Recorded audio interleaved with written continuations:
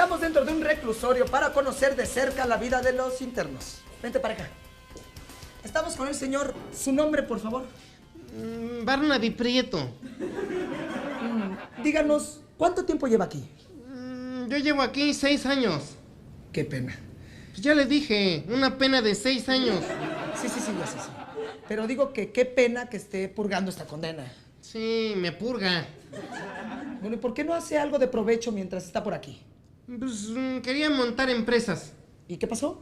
Pues que las presas se van a tener que esperar a que las monte. Porque no quisieron darme el traslado al reclusorio femenil. ¿Y su familia? ¿Cómo se comunica usted con ellos? Pues por correo. Siempre me escriben. ¿A poco le llegan las cartas de su familia aquí? Pues claro que me llegan. En especial las de mi mujer. Esas me llegan hasta lo más hondo de mi alma.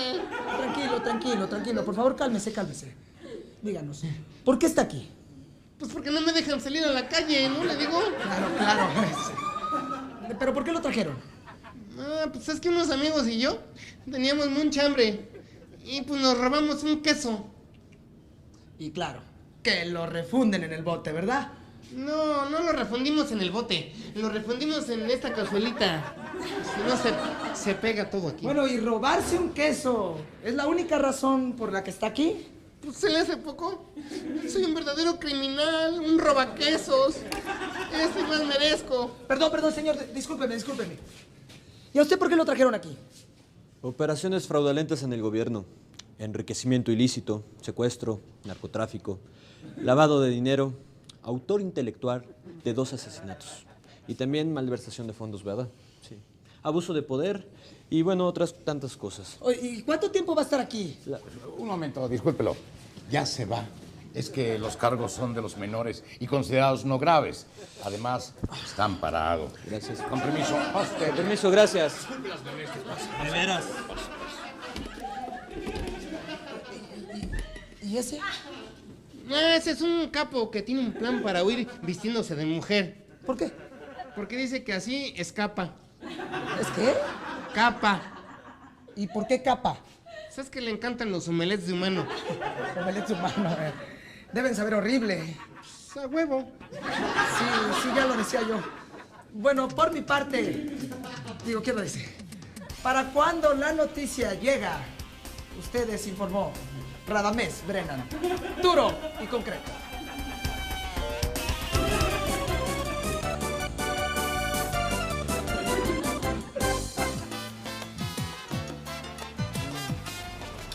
Ay, Mercedes. Ay, Cecilio, ya olvídate de esa chava. No puedo, es que de veras, es que la amo. Siempre estoy pensando en ella. No sé qué me pasa. ¿Sabes qué? Esa mujer te está absorbiendo el coco. No. Óigame, ¿qué le pasa? Óigame, vámonos de aquí, órale. ¿Pero qué? ¿Por qué no me avisaste antes? Te dije, esa mujer te está absorbiendo el coco. ¿Eso fue un chiste? ¡Sí! Pues fue horrible.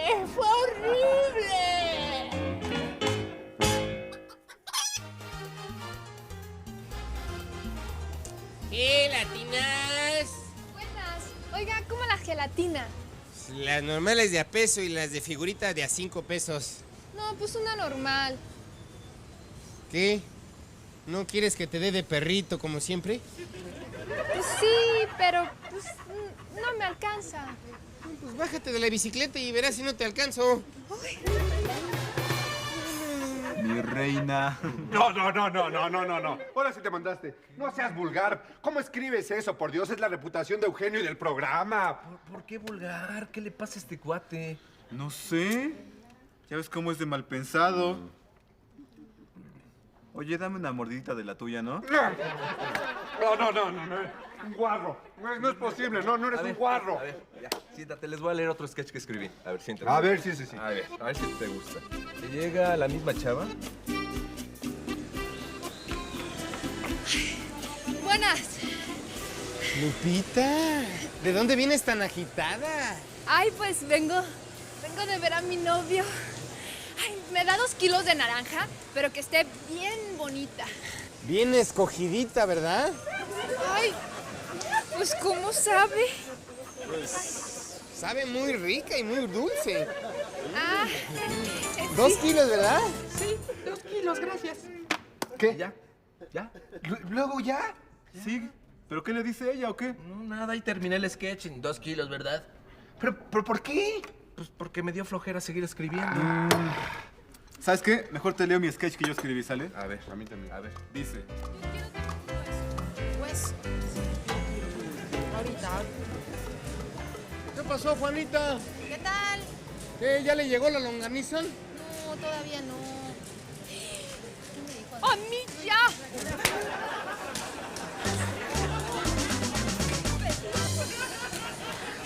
Me ardió. La cara. No, olvídenlo. No, eso está muy fuerte. Mis hijos ven este programa. Yo no voy a permitir que ellos vean que yo escribo para este programa. Eso es una guarrada. Eso no sale al aire. No.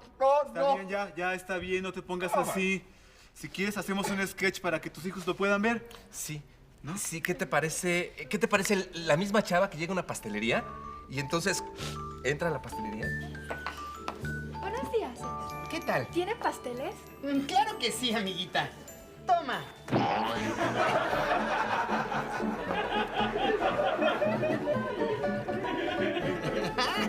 Y aquí hay de chocolate. Toma.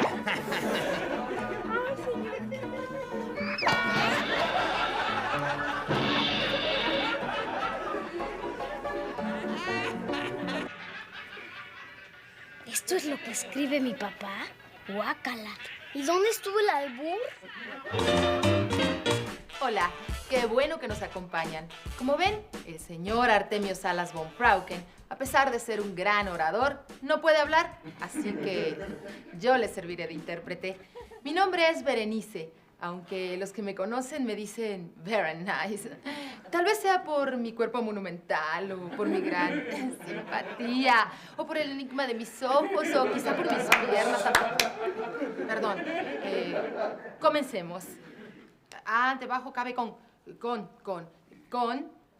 respeto, con respeto a la escultural, curvilínea, esbelta, yo, pasada de peso, yo, está bien, con respeto a la pasada, entrega, debajo cabe con contra pipí. ¿Hace pipí? Antes de hacer pipí. Ya sé. Premio. Premio. Respeto a la pasada entrega de premios de laca de... otra vez hace pipí. Ya sé, mea, academia. Con respeto a la pasada entrega de premios de la academia, quiero...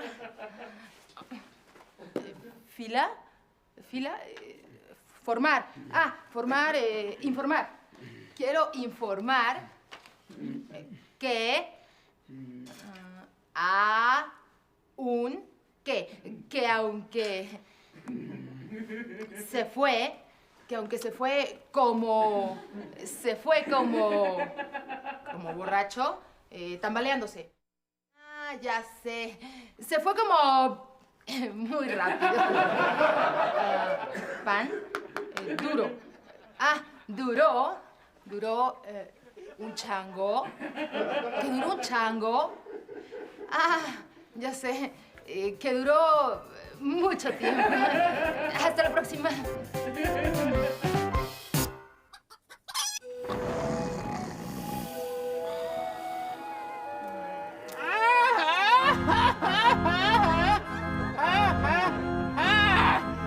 ¿Qué tal? Soy el longe moco. ¿Quieren que les cuente un cuento? Ay, no, perdón, me equivoqué. ¡Fue horrible! ¡Ay, esta vela quema monjes! Pero yo soy longe, no monje. Nadie sabe, nadie supo la terrible historia de Juanito el Pastor y sus borreguitos. ¡Esa ya la contaste! Yo lo sé, pero mi abuelita no vio ese programa. Así que se lo voy a contar a ella. Escúchalo, abuela. Fue horrible, fue horrible. Fíjate, abuelita, que... Lo que pasa es que tu abuela acaba de decir... ¿Eh? ¿Tu abuela? ¿Mi abuelita? ¡No! ¡Ay, fue horrible, fue horrible! ¡No te tropieces! Bueno, pero mi mamá tampoco sabe esta horripilante historia. De esta del Juanito el Pastor y sus borreguitos. Así es que ahí te va, mami. Fue una tenebrosa noche. Cuando Juan... ¿Mi mami? ¡No! ¿También? ¡Fue horrible, fue horrible! ¡Ay, ya me recuperé! Pero bueno, mi perrita Lady no se la sabe. Para ti, Lady, te voy a ladrar la historia horripilante de Juanito el Pastor y sus borreguitos.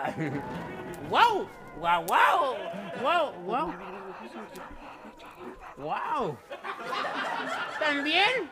¡No puede ser! ¿Pero cómo fue? ¿Cómo? ¡Qué horrible! ¡Qué horrible! ¡Qué horrible! Bueno, pues entonces les voy a contar la terrible y sangrienta historia que me acaba de contar mi asistente. De cómo mi abuelita, mi mami y Lady se estamparon en la carretera. ¡Fue horrible! ¡Fue horrible! Yo le dije a mi abue que la R de la palanca de velocidades no significaba rápido, sino reversa. Pero pues como era bien sorda, ni me oyó. Y luego la Lady mordió a mi mami. Y a mi mami le dio tanta rabia que luego mordió a Lady. ¡Fue horrible! ¡Fue horrible! ¡Ay, no puedo seguir! ¡No puedo seguir! ¿Por qué, señor, me hiciste esto? ¡Llévame a mí! ¡Llévame a mí! ¡Llévame a mí! ¡Llévame a mí! ¡Ya, síguele! Bueno, mejor les cuento la terrible historia de Juanito el Pastor y sus borreguitos. Pero la parte que nadie sabe y nadie supo fue horrible, fue horrible. Fue una noche de luna llena, cuando se escuchó en el monte un rugido desgarrador. Bueno, no fue un rugido, fue un gemido desgarrador. Todos los pastores acudieron a ver qué pasaba allá al monte. Asombrados, descubrieron a Juanito teniendo amoríos con una borreguita. Ya ni la friega, pobre borreguita. Ni los pastores apedrearon a Juanito. La borreguita salió huyendo. ¡Fue horrible! ¡Fue horrible! Desde entonces, la pobre borreguita anda perdida en el campo y no se ha vuelto a saber nada de ella. Pobrecita, tan bonita la borreguita. Pero... ¿ya se sabe de ella? ¿Así? ¿Se le atravesó a mi mamá en la carretera? ¿Fue la borreguita que causó el accidente? ¡Fue horrible! ¡Fue horrible! Bueno, ya me voy. Voy a ver si todavía puedo hacer algo con la borreguita. Algo como barbacoa. ¡Fue horrible! ¡Fue horrible! Maestro, qué agradable rincón tiene usted, maestro? Gracias. Y para cerrar la emisión de hoy nos regocija la presencia del maestro y filósofo Armando Hoyos, el hombre que ha revolucionado el pensamiento de la humanidad. Un hombre que lo... Párele al verbo. Maestro, qué bonito gatito, maestro. Es su famoso gato Moncho. No se llama Moncho. Se llama Poncho. Es el que le trajeron de la Polinesia. Así es. Por cierto, la Polinesia es un oficial que se la pasa discutiendo. Notable, maestro. Notable. Yo lo sé, yo lo sé. Maestro, la noche se antoja para que tome su diccionario de la Real Epidemia de la Lengua y nos resuelva algunas dudas al calor de este delicioso café. Yo le saco de la duda. A ver, dígame una palabra. Por ejemplo, jabalina. Déjeme ver. Jabalina. Aquí está. Jabalina. Puerca salvaje muy aventada. Jabalina. Genial, maestro. Genial. Genial. Déjeme buscarla. No, maestro. Estaba echándole flores a usted. Pues mejor échemelas cuando termine. Sí, maestro. Perdón. Ladrillo. Aquí está. Ladrillo. Sonido rojizo que emiten algunos perros. Ladrillo.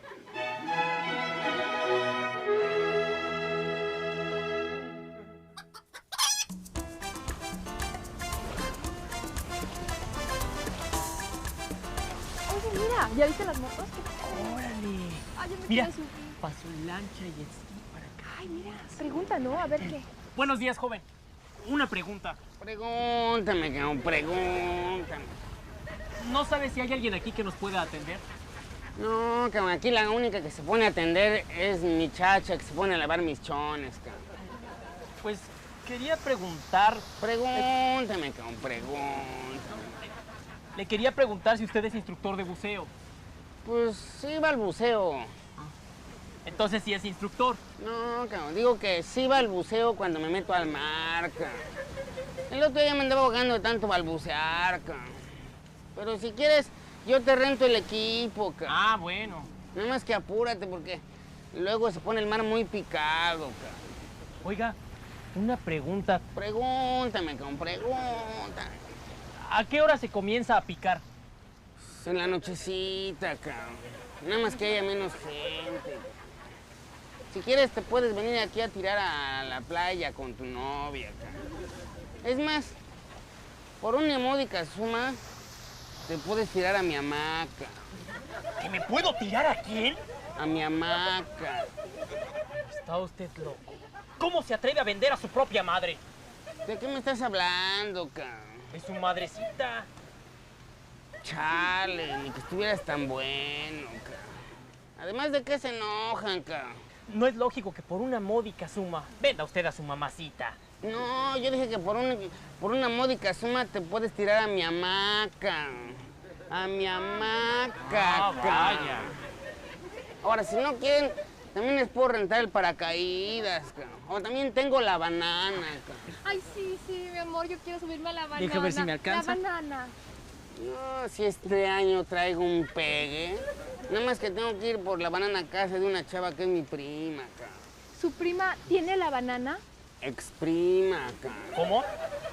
Digo que es mi exprima, cabrón. Ya no es mi prima, cabrón. ¿Le puedo hacer una pregunta? Pregunta. ¿Por qué ella no es su prima? Porque desde que tiene la banana, en lugar de prima, pues es mi primo, cabrón. Es que es transexual, cabrón. Ahora que si se quieren subir en lancha, pues tengo otra prima, cabrón. Ah, y ella renta una lancha. No, tú no entiendes, cabrón. ¡Tencha! ¡Tencha! Mira, ella es mi prima lancha, cabrón. Si se quieren subir en lancha, ella les da una vuelta, cabrón. Órale. No, pero... Súbete, amigo. No. Dale una vuelta Sí, en lancha. Mientras yo doy una vuelta en langosta. Tú estás bien angosta, mi reina. No, ¿Te querías subir a la banana, sí o no? Pues sí, pero... Ahorita te busco un huequito, cabrón. Además, tú eres lo que yo necesitaba, cabrón. ¿Lo que usted necesitaba? Sí, lo que pasa es que ando bien enfermo, cabrón. Mira cómo me hacen las lombrices. Y como ningún doctor me podía curar, me dijeron que tenía que ir a ver una turista. ¿Una turista? Sí, cabrón. Y pues tú eres la primera turista que me encuentro, cabrón. Óigame, ¿qué le pasa? Baboso. Chale, qué vulgar. Total. Ahora me voy a ir a tirar al mar. Ese sí se deja.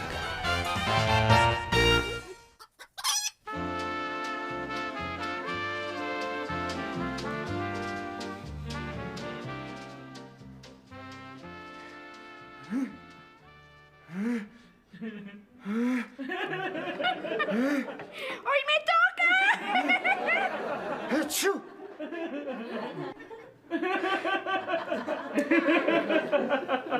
Con table dance con... Bueno, pues, por mi parte ha sido todo.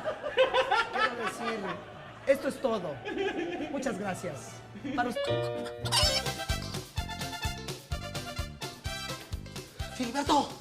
¡Filiberto! Oh. ¡Levántate! ¿Qué pasó, Simón? Ven, ven. Pues ábrele. ¿Entonces qué? ¿Hoy nos vamos a fugar, Filiberto? ¿Se van a fugar? Yo también quiero ir a fugar, óiganme. ¿Fugamos trompo, rayuelo o matatena? No. Simón dice... Ah, Simón dice. Ah, ya sé. Es ese de Simón dice, las manos en el glotis. ¿Y todos las ponen? No, hombre. Simón dice que hay que fugarnos. Mira, Ñero, explícale que es con F y que le está diciendo con J, Filiberto. No, si estuviera diciendo con J, Filiberto, sería Giliberto. No seas gilipollas. Además, ya entendí porque se trata esto de una fuga. Claro, una fuga. Sí, pues si quieren, llamo al de la celda 436. Porque él es plomero y él puede ayudarnos con lo de la No, ven. ¿Te va a ayudar a qué? ¿Para qué le hablas? Si nosotros ya tenemos arreglada la fuga. Ah, qué bueno que ya arreglaron la fuga, porque así ya no va a gotear. No, quiero decir que vamos a escapar. Vamos a huir, maestro. ¿Ya me entendió? No, pero si me explica, le entiendo. Escúchenme. En el lado norte está la barda, Ñero. Y en el lado poniente está la cerca electrificada. Mire, nos tendremos que separar. Simón y yo saltamos la barda. Y usted la cerca. ¿Yo qué? La cerca. Pero yo la acerco, pues si está bien pesada, ¿cómo la voy a acercar? Mejor acérquense ustedes que están más flaquitos porque... Mire. Nosotros iremos por el lado norte para cortar por la barda. Y yo mientras la remojo. ¿Qué remoja? ¿Qué remoja? Es que dijeron que ustedes van a cortar por la barda. Y yo he oído que si ves las bardas de tu vecino cortar, pon las tuyas a remojar. Eso ni rima, maestro. ¿Qué pez? Si quieres te la rimo. Si nos estamos llevando. Lo que vamos a hacer... Explícale de una vez, ¿no? Es que vamos a saltar la barda. ¿Y por qué tan contento? Porque ya me quiero ir. Ya me quiero ir.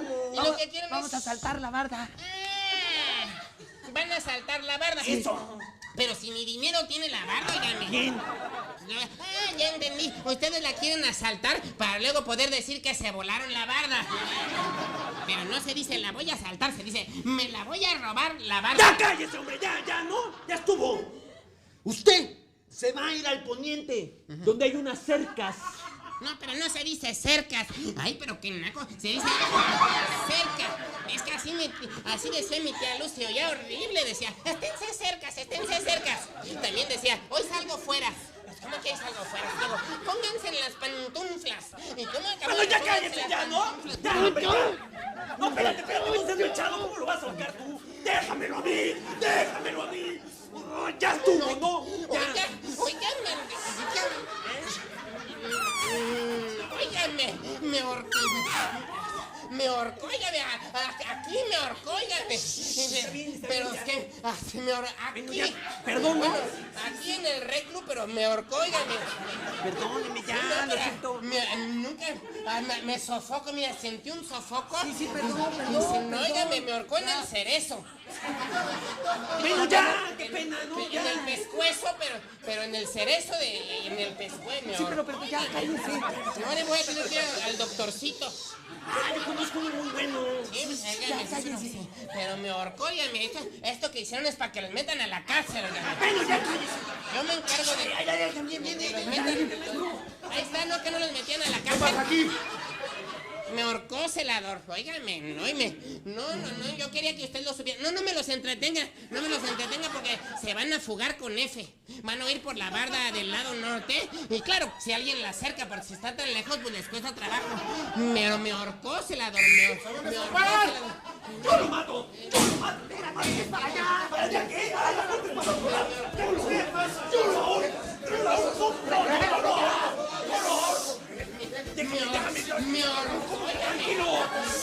Me ahorcó, Ya estuvo. Me ahorcó y eso que traigo el moñito de la no violencia. ¡Yo también lo traigo!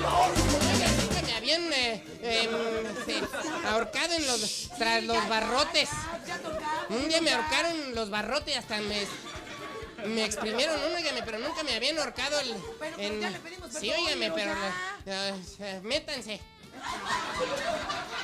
¿Usted también qué? Tú también, precioso, órale, métete.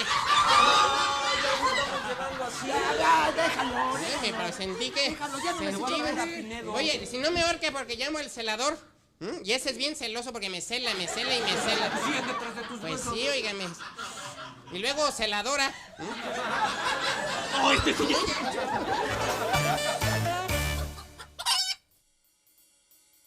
Eran las 3:47 de la calurosa tarde del 7 de abril. Yo tenía la impresión de que sería un aburrido día sin nada que hacer.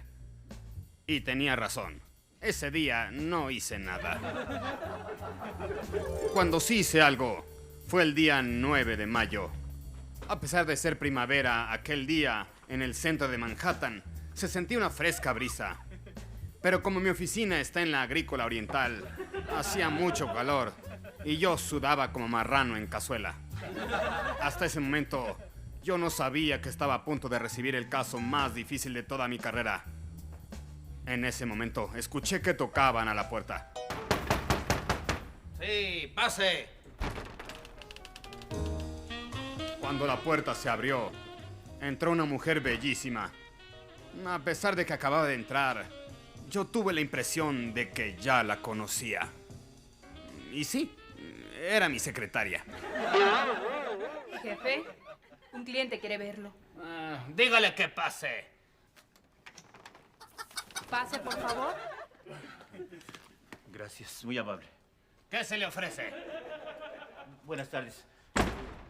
Vengo a verlo porque ayer entraron a robar a mi casa y mataron a mi esposa. Y se robaron un diamante muy caro que ella acababa de heredar.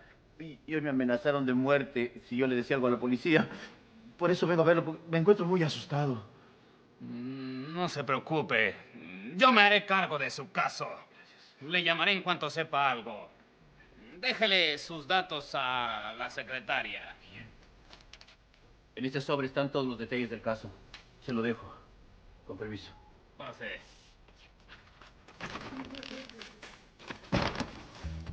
En cuanto ese hombre salió de mi oficina, comencé a pensar. En estos casos lo primero que se hace es interrogar a la servidumbre. Al mayordomo, al jardinero, etc. Pero decidí no hacerlo, sobre todo porque mi cliente no tenía ni mayordomo, ni jardinero, ni etc. Solo tenía una criada que únicamente hablaba otomí. Por eso omití entrevistarla y decidí que mejor iría a revisar la escena del crimen. Salí a la calle y abordé un taxi. Yo seguía pensando que esto no me llevaba a ningún lado. Y es que el taxi estaba parado. De repente le dije al chofer que me llevara a la casa de mi cliente. Fue entonces cuando sentí que esto ya me llevaba a algún lado. A la mañana siguiente, después de atar unos cabos, decidí mandar un saludo a Los Cabos y otro a Baja California, hasta que llegó mi cliente.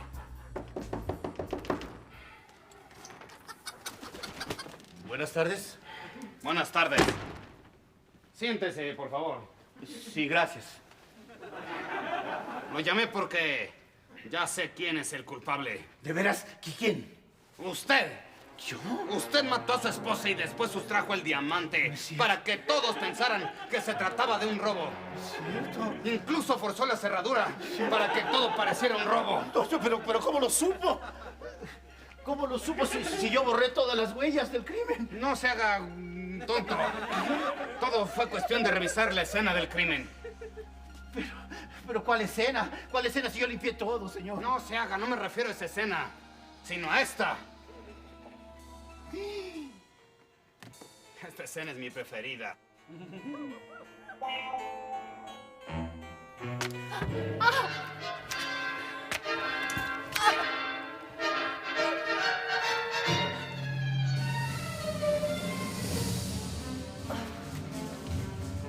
¡Qué encajoso! ¡Qué desagradable! Muy bien. Está usted arrestado por asesinato, robo y violación. ¿Pero por qué? Yo tampoco violé a nadie. No finja. En su afán de que esto pareciera un robo, no le importó violar la cerradura. Sí, pero yo uso un preservativo para que no dejar huellas. Por eso estamos seguros de que fue usted, ya que dejó el condón dentro de la cerradura. ¿Y eso qué tiene? Pues que al hablar con su sirvienta, dijo que lo mismo le pasa a ella cada vez que usted se mete con ella.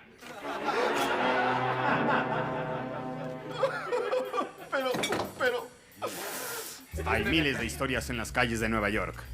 Y esta no es una de ellas, ya que esta fue grabada en la Agrícola Oriental. Me las está poniendo al revés. Óigame. Sentí que me ahogaba. Óigame. Te vamos a matar, hijo de Sentí neta. Ya métanse, ya métanse. A usted ni le hablo, óigame, me ahorcó Goyo.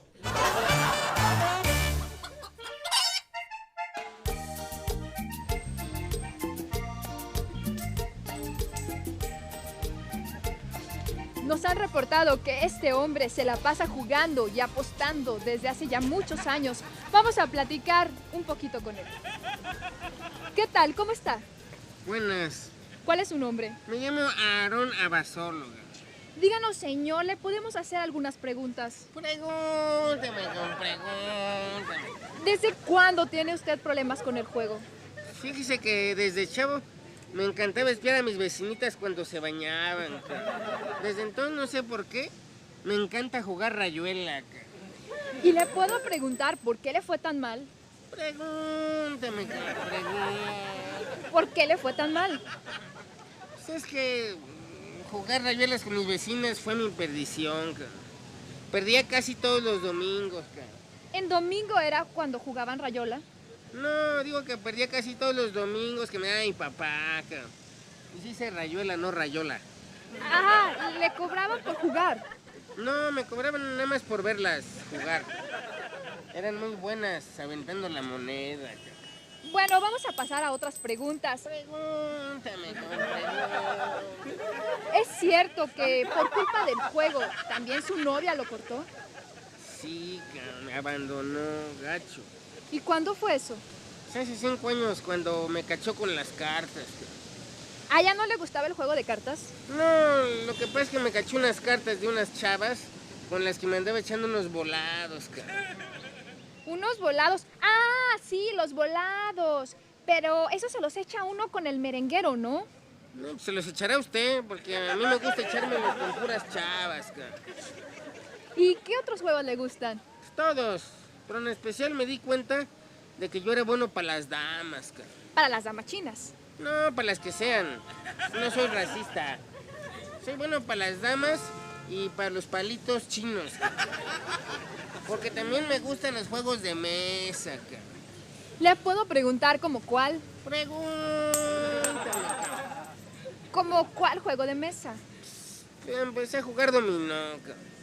Pero pues apostaba mucha lana hasta que un día en una cantina lo perdí todo. ¿Y qué hizo? Pues no me quedó otra más que robarme la mula más grande. ¿La de seises? No, la de unos. ¿La de unos? Sí, la de unos cuates que estaban allí en la cantina.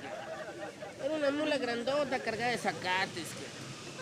¿Y nunca tuvo alguna pelea por culpa del juego? Sí, una vez jugué a las cartas con un luchador y como yo iba perdiendo, pues que le hago trampa y que le gano. ¿Y qué pasó? No, pues me puso una madrina de primera. Ah, lo golpeó muy fuerte. No, digo que me puso una madrina de primera comunión. Puso la iglesia, puso los tamales. ¿Qué no ve que yo gané la apuesta? Oiga, ¿y de chamaco a qué jugaba? No, pues me gustaba jugar cerillo, ¿Ese, ¿sabe cuál es? Ah, sí, el que se le apaga el cerillo en la mano es el que pierde. No, el que empaca más bolsas de súper gana. También me gustaba jugar gato con mi primo.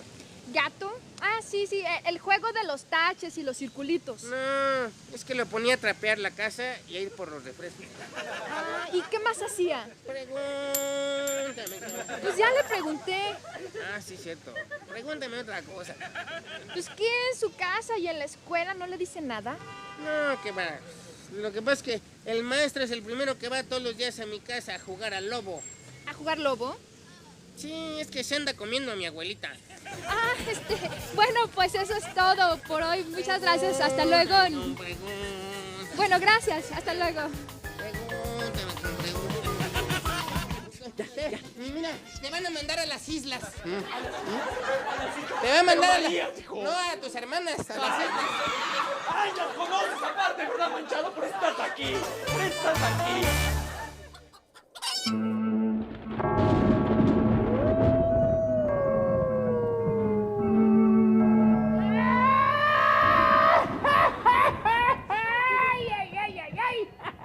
¿Qué tal? Soy el longe Moco. Y esta noche me voy a sacar un cuento espeluznante. Un cuento que nadie sabe, nadie supo sobre la verdad de la terrible y espeluznante leyenda de La Llorona. Fue horrible, fue horrible. Una leyenda de mucho suspenso, pero suspenso del bueno. De mucho misterio, pero misterio del bueno. Como misterio del coche que me salió muy bueno.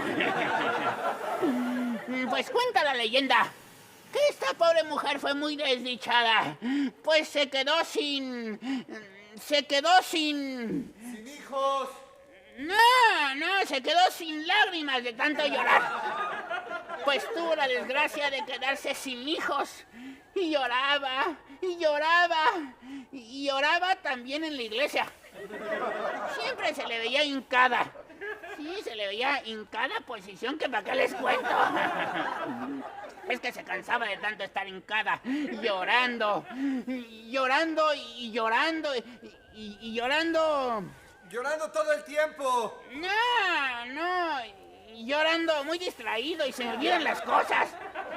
Ah, ya me acordé. Les decía que cuando ella lloraba, se veía muy mal. ¿Y saben por qué se veía muy mal? ¿Por qué? ¿Por qué? Porque usaba un espejo que estaba todo roto y no se podía ver bien. Lo que nadie sabe de la leyenda es que el marido de la leyenda... ¡Ya me trabé! Lo que les decía es que el marido de La Llorona también sufrió mucho. Sí, sufrió mucho sin sus... ¿Sin sus hijos? No, sin suspensorio. Sí, sufrió mucho sin suspensorio. Pues le hicieron la circuncisión ya de grande. Y pues sin el suspensorio no tenía bien sujeta. Como yo, que no tengo bien mi jeta. La tengo horrible, horrible. Pero bueno, todo esto que les cuento es verídico. Me lo contó una tía que vive en Janitzio. Bueno, no precisamente en Janitzio, porque hay Janitzio, Michoacán. Y hay Janitzio, no te rajes. Y hay Janitzio. ¿Quién es tu novia? Por cierto, mi tía se llama Manuela. Y es el hazme reír de todo el mundo, porque está muy peluda. ¿Cómo se apellidaba mi tía Manuela? Sí, Puente. Se llama Manuela Puente. Nada más que ella sí tiene pelo. Pero, ¿de qué les estaba hablando? De La Llorona. De La Llorona. ¿De quién? ¡De La Llorona! Es lo que dije. La Llorona perdió todo. Perdió dinero, perdió su juventud y perdió... ¡A sus hijos! No, y perdió México contra Alemania allá en el Mundial de Francia. Fue horrible, fue horrible. Lo tengo muy presente. La multitud gritando. Sí se puede, sí se puede, sí se puede. Y al final... No se pudo. ¿Y La Llorona? ¿La Llorona? Sí, La Llorona es Daniela Castro. Pero llora de mentirita, solo está actuando. No, la leyenda de La Llorona. ¿Cuál Llorona? La que perdió a sus... A sus hijos. ¡Hijos de la mañana! Ya se me había olvidado que tengo que ir a hacer la llorona a una tía de Janitzio para que me preste un dinero para pagar la renta del órgano. Ya me voy. Luego les cuento otra historia de terror que seguramente nadie sabe, nadie supo. ¡Ay! ¡Ya me voló la uña! Pero seguramente fue horrible. ¡Fue horrible!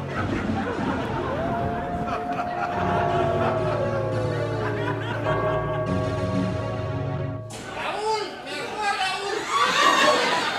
¿Dónde está Raúl? Le voy a decir a Raúl que me ahorcaste.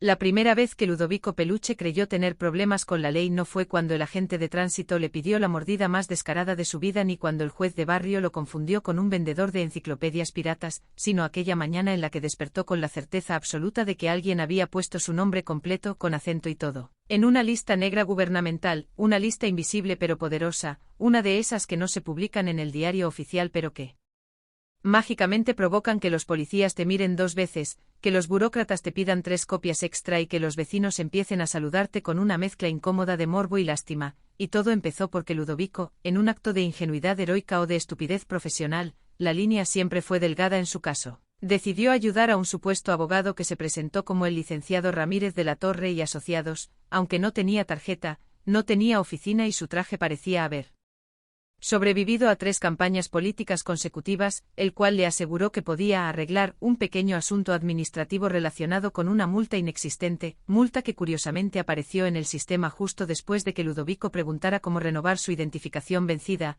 y desde ese momento la vida cotidiana, esa que antes ya era caótica, adquirió un tono judicial, como si cada gesto fuera una prueba, cada palabra una declaración y cada silencio una admisión de culpa, provocando que Ludovico empezara a hablar solo, ensayando coartadas frente al espejo, explicando con lujo de detalles delitos que jamás cometió pero que sonaban perfectamente plausibles en su cabeza, mientras afuera, en la calle, la patrulla número 314 pasaba más veces de lo normal, o al menos eso le parecía, porque cuando uno se siente culpable hasta el camión de la basura suena a sirena, y en medio de esa paranoia legal apareció Silvita, quien con su lógica demoledora le explicó que si la policía lo buscara de verdad no estaría paseándose frente a la casa como si fuera desfile, sino que ya le habrían tumbado la puerta, argumento impecable que Ludovico aceptó durante exactamente 7 segundos antes de volver a sospechar de todo, incluso del cartero, al que empezó a tratar con excesiva cortesía, temiendo que cualquier recibo pudiera ser una citación disfrazada, y así, entre miedos, malentendidos y documentos que nadie entendía, Ludovico fue arrastrado a una cadena de eventos cada vez más absurdos que lo llevaron primero a una delegación donde nadie sabía por qué estaba ahí pero todos parecían seguros de que no debía irse, luego a una oficina donde el funcionario le habló con un lenguaje tan técnico que parecía conjuro, y finalmente a una sala de espera donde conoció a otros ciudadanos igualmente atrapados en el limbo legal, cada uno con su historia imposible, desde el señor acusado de robarse su propio coche hasta la mujer multada por estacionarse frente a su casa desde 1987, relatos que lejos de tranquilizarlo confirmaron su peor miedo. El sistema no necesitaba que fueras culpable, solo necesitaba que estuvieras disponible, y Ludovico lo estaba, siempre lo había estado, porque su vida entera había sido una disponibilidad permanente para el desastre, para la confusión y para ese tipo de problemas que no se resuelven con dinero pero tampoco sin él, y mientras esperaba, observando el reloj detenido de la pared, comprendió que el verdadero juicio no iba a ocurrir en un tribunal sino en su propia conciencia, esa que ahora revisaba cada pequeña falta pasada, cada trámite mal hecho, cada firma sin leer, y cuando por fin lo llamaron por su nombre completo, pronunciado incorrectamente pero con autoridad, Ludovico se levantó con la solemnidad de quien camina hacia su destino, convencido de que estaba a punto de enfrentar algo grande, algo definitivo, algo que cambiaría su relación con la ley para siempre, sin saber que lo que realmente estaba a punto de descubrir era que el problema no era la ley, sino él mismo, y que en un país donde las reglas se doblan, se pierden y se reinventan cada mañana, su mayor crimen había sido tomarlas en serio por primera vez en su vida. Si Ludovico hubiera sabido qué decir, si era, en el lenguaje burocrático, una confesión implícita, jamás habría sentido con tanta convicción cuando el funcionario de ventanilla le preguntó si reconocía su firma, pero en ese instante, sentado frente a un escritorio metálico que había visto pasar más culpas que un confesionario de pueblo grande, Ludovico pensó que reconocer la firma era simplemente reconocer su existencia, y como siempre había tenido problemas con la autoestima, decidió Afirmarse en el mundo aceptando que esa rúbrica torcida era suya, sin saber que con ese gesto acababa de validar un documento fechado en un día que no recordaba, relacionado con un trámite que jamás solicitó y una multa que parecía multiplicarse como gremlin mojado, porque apenas el funcionario selló el papel con un golpe seco y definitivo, apareció otro empleado, luego otro. Y luego un supervisor que hablaba en diminutivos con tono amenazante, explicándole que el problema no era grave pero sí delicado, no era urgente pero sí inmediato, no era caro pero tampoco barato, un problema administrativo de esos que se resuelven rápido siempre y cuando uno tenga paciencia, tiempo, copias certificadas y una fe inquebrantable en el sistema. Fe que Ludovico había perdido desde que vio como el mismo formulario tenía 3 versiones distintas dependiendo de la hora del día, y mientras trataba de entender si estaba siendo acusado, advertido o simplemente entretenido para justificar el sueldo de alguien, recordó que su madre siempre decía que el peor lugar para hacer preguntas era una oficina pública, porque cada respuesta genera 2 trámites nuevos, y fiel a esa profecía, cuando preguntó qué debía hacer para solucionar todo, le entregaron una lista que parecía más una novela de terror administrativo que una guía útil, con requisitos que se contradecían entre sí, sellos que solo se conseguían en oficinas cerradas y horarios diseñados para gente que no trabajaba, provocando que Ludovico saliera de la delegación con una carpeta más pesada que su conciencia y una sensación incómoda de haber entrado en una espiral sin salida, sensación que se confirmó cuando al llegar a casa encontró una notificación pegada en la puerta. No una citación formal sino una de esas hojas impresas en tinta barata que dicen mucho sin decir nada, firmada por una dependencia cuyo nombre parecía inventado, advirtiéndole que debía presentarse nuevamente para aclarar su situación, frase que jamás tranquilizó a nadie en la historia de la humanidad, y así, mientras Silvita leía el aviso con calma quirúrgica y le explicaba que probablemente se trataba de un error acumulado, Ludovico ya se veía esposado, incomprendido y retratado por la prensa amarillista como el ciudadano que creyó que todo se arreglaba solo, por lo que decidió tomar cartas en el asunto y buscar asesoría legal, pero no cualquier asesoría, sino una de confianza. Alguien que realmente supiera cómo navegar ese océano turbio de leyes flexibles y reglamentos interpretables, y fue entonces cuando recordó al primo segundo de un vecino que había estudiado Derecho 2 semestres y ahora se dedicaba a gestionar asuntos. Personaje que lo recibió en una oficina improvisada entre una tienda de celulares usados y un consultorio dental abandonado, donde le aseguró con una sonrisa tranquilizadora que todo tenía solución, siempre y cuando Ludovico estuviera dispuesto a cooperar, palabra peligrosa que aquí significaba pagar. Esperar y no hacer demasiadas preguntas, y mientras el gestor revisaba los documentos con una atención exagerada, Ludovico empezó a notar que muchos sellos parecían decorativos, que algunas firmas estaban claramente hechas por la misma mano y que su nombre aparecía escrito de 4 formas distintas, lo cual, lejos de anular el proceso, parecía fortalecerlo, porque en ese sistema el error no invalida, sino que se acumula, creando una maraña tan densa que nadie se atreve a cortarla, y así. Convencido de que estaba atrapado en algo más grande que él, Ludovico aceptó seguir el juego presentándose a cita sin explicación, firmando acuses sin leer y esperando horas enteras para que al final le dijeran que faltaba un papel, experiencia que poco a poco fue erosionando su resistencia, hasta que empezó a normalizar el absurdo, a bromear con otros afectados, a reconocer rostros en las salas de espera y a sentir una extraña camaradería con personas que jamás habría conocido fuera de ese contexto, descubriendo que los problemas con la ley no siempre vienen acompañados de sirenas o jueces severos, sino de sillas incómodas, relojes detenidos y funcionarios cansados, y cuando finalmente creyó que estaba cerca de resolver todo, una nueva notificación llegó, esta vez más formal, más fría, informándole que su caso había sido turnado a otra instancia, una palabra que cayó como sentencia, porque Ludovico ya sabía que cada instancia era un nivel nuevo del mismo laberinto, y mientras guardaba el papel en su carpeta ya saturada, comprendió que su vida había entrado en una fase distinta, una donde la ley no era una amenaza directa sino una presencia constante, un ruido de fondo que condicionaba cada decisión. Y aunque todavía no sabía cómo ni cuándo terminaría todo, sí estaba seguro de una cosa: el verdadero problema no era lo que había hecho, sino lo que el sistema necesitaba creer que había hecho, y esa diferencia, pequeña pero crucial, era suficiente para mantenerlo girando indefinidamente dentro del mecanismo. Para cuando Ludovico entendió que su expediente ya no le pertenecía, que había dejado de ser un conjunto de papeles para convertirse en una entidad autónoma con vida propia, capaz de viajar de oficina en oficina sin consultarle, ya era demasiado tarde para recuperar la sensación de control que nunca tuvo del todo, porque una mañana cualquiera, sin previo aviso ni dramatismo, fue informado de que su caso había sido reclasificado palabra que sonó elegante pero que en la práctica significaba que alguien, en algún escritorio lejano, había decidido cambiarle el nombre al problema sin resolverlo, y así Ludovico pasó de ser un ciudadano con un asunto administrativo pendiente a un sujeto de interés menor. Categoría ambigua que no implicaba peligro inmediato pero sí vigilancia ocasional, algo que se tradujo en visitas inesperadas, llamadas sin respuesta y una atención incómoda por parte de autoridades que parecían no saber exactamente qué buscaban pero estaban convencidas de que debían encontrar algo, cualquier cosa, y fue en ese contexto que Ludovico empezó a notar detalles inquietantes en su vida diaria, como la forma en que el policía de la esquina ahora lo saludaba por su apellido mal pronunciado, o como el encargado del estacionamiento le pedía identificación incluso cuando solo iba a preguntar el precio, pequeñas señales que acumuladas construían una atmósfera de sospecha constante, obligándolo a revisar mentalmente cada acción cotidiana como si fuera una potencial prueba, evitando conversaciones largas, midiendo palabras y desarrollando una habilidad sorprendente para parecer ocupado cuando en realidad estaba paralizado por la incertidumbre. Y mientras Silvita intentaba mantener la normalidad explicándole que la burocracia era lenta pero inofensiva, Ludovico ya había cruzado ese punto donde la razón deja de consolar y la imaginación empieza a escribir guiones alternativos. Algunos tan absurdos que resultaban cómicos, otros tan plausibles que daban miedo.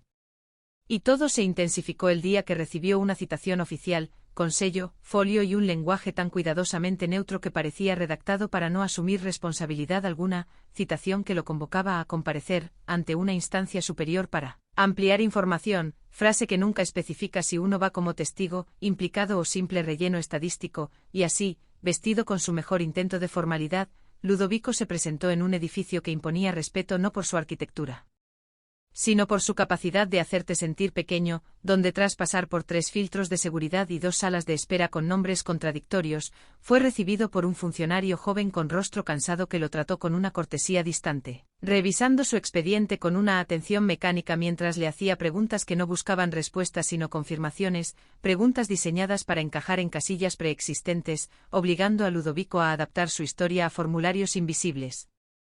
Hasta que en un momento de lucidez desesperada preguntó directamente de qué se le acusaba, a lo que el funcionario respondió con una frase que se le quedaría grabada para siempre: no se trata de acusar, sino de esclarecer. Y en ese instante Ludovico comprendió que el problema no era demostrar inocencia sino satisfacer una narrativa, proporcionar una versión ordenada de los hechos que permitiera cerrar el archivo sin dejar cabos sueltos, y así, sin saber cómo, empezó a inventar detalles inofensivos, a exagerar rutinas, a rellenar vacíos con explicaciones lógicas que nunca ocurrieron pero que sonaban mejor que la verdad caótica, descubriendo con horror que el sistema prefería una mentira coherente a una verdad desordenada, y mientras hablaba, veía como el funcionario asentía, no porque creyera en él, sino porque por fin todo encajaba, y esa sensación de alivio compartido fue interrumpida cuando otro empleado entró con una carpeta nueva, más gruesa, con su nombre nuevamente mal escrito, informando que había surgido una inconsistencia temporal en los registros, algo menor pero suficiente para reabrir preguntas,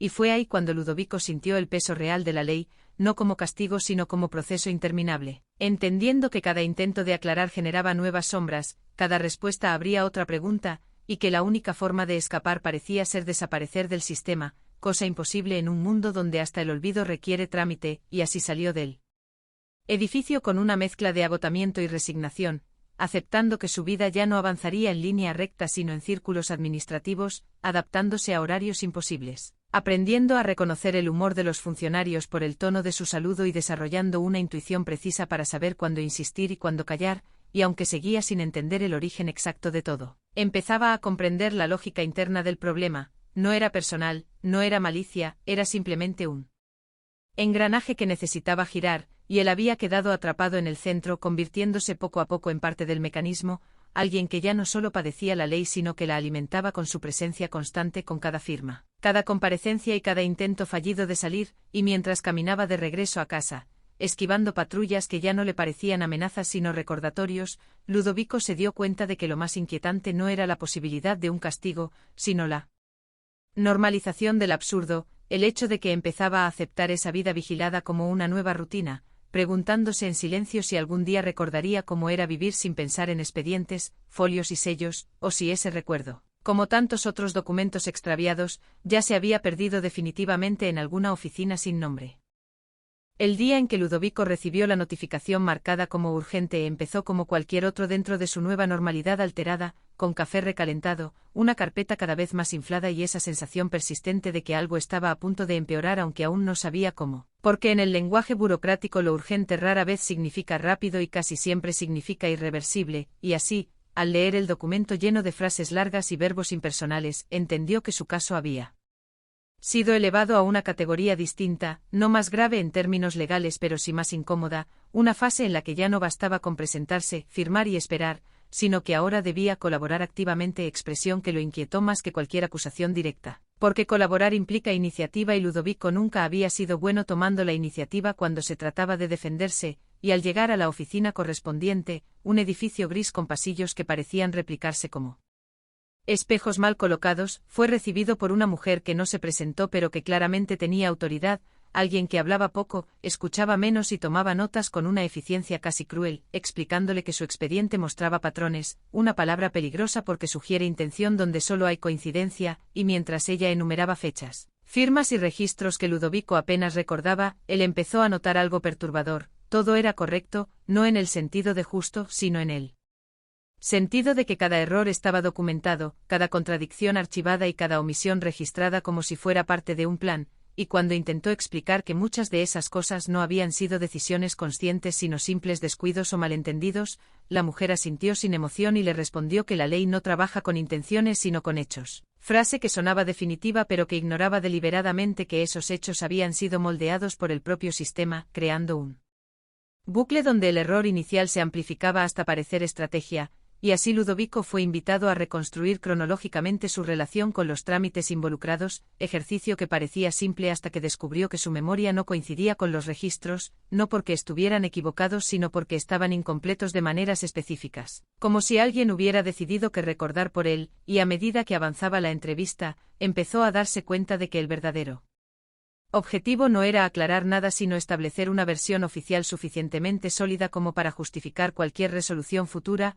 resolución que nadie mencionaba pero que flotaba en el aire como amenaza educada, y cuando por fin le permitieron irse, con la promesa de una nueva citación en breve, Ludovico salió con una certeza incómoda. Ya no estaba lidiando con un error administrativo sino con una narrativa en construcción, una historia donde él era el protagonista involuntario y donde cada gesto futuro sería interpretado a la luz de lo ya escrito, lo cual lo llevó a una paranoia más estratégica, menos caótica, empezando a pensar antes de hablar, a documentar sus propios movimientos, a guardar recibos inútiles y a anotar conversaciones triviales como si fueran declaraciones oficiales, transformando su vida en un expediente paralelo que solo él consultaba, y aunque Silvita se burlaba de esa manía, Ludovico sabía que era una forma desesperada de recuperar control, de equilibrar una balanza invisible que siempre parecía inclinarse en su contra, y fue en medio de ese estado de alerta permanente que ocurrió algo inesperado.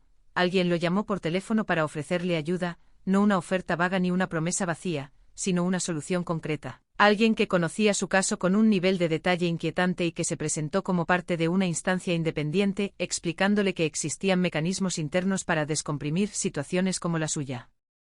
Siempre y cuando estuviera dispuesto a aceptar ciertas condiciones que no se expresaban en términos legales sino prácticos, y mientras escuchaba, Ludovico sintió por primera vez que el sistema tenía grietas, espacios donde las reglas se doblaban con la misma facilidad con la que se imponían, pero esa revelación no trajo alivio sino una nueva clase de miedo, porque aceptar ayuda significaba entrar en otro circuito, uno menos visible y probablemente más caro, y al colgar, sin haber dicho sí ni no, entendió que había cruzado un umbral silencioso, uno donde ya no solo reaccionaba a la ley sino que empezaba a negociar con ella, y esa negociación, aunque tentadora, implicaba reconocer que la justicia no era un concepto abstracto sino una serie de acuerdos tácitos entre personas cansadas. Y mientras caminaba esa noche por una ciudad que seguía funcionando ajena a su conflicto, Ludovico se preguntó en qué momento había dejado de ser un ciudadano para convertirse en un caso en qué punto exacto su nombre pasó de ser una identidad a ser una referencia cruzada, y lo más inquietante de todo fue darse cuenta de que ya no deseaba tanto que todo se resolviera, sino entender cómo funcionaba realmente ese entramado, porque conocer las reglas, incluso las torcidas, parecía ahora la única forma de sobrevivir dentro de él, y así, con una mezcla de temor y curiosidad, Ludovico aceptó que los problemas con la ley ya no eran un accidente pasajero sino una relación duradera, una Convivencia forzada que estaba moldeando su carácter, afinando su intuición y enseñándole, a un costo alto pero constante, que en un mundo donde nadie asume responsabilidad total, la culpa es solo otra forma de organización. Aceptar la segunda llamada fue el primer acto verdaderamente consciente que Ludovico tomó desde que todo había comenzado, porque a diferencia de la primera, que lo había sorprendido en medio del ruido mental constante. Esta llegó cuando ya había pasado la noche entera ensayando escenarios posibles, imaginando trampas, favores disfrazados y consecuencias aplazadas, y aún así decidió contestar, no por valentía sino por cansancio, porque llega un punto en el que el miedo sostenido se vuelve más agotador que el riesgo, y la voz al otro lado, calmada, educada y peligrosamente informada, le habló como si lo conociera de toda la vida, no en un tono íntimo sino administrativo. Ese que hace sentir a uno como una ficha reconocible dentro de un archivo inmenso, explicándole que su caso había despertado interés no por su gravedad sino por su utilidad, palabra que lo desconcertó más que cualquier acusación previa, porque ser útil dentro del sistema raramente significa estar a salvo y mientras.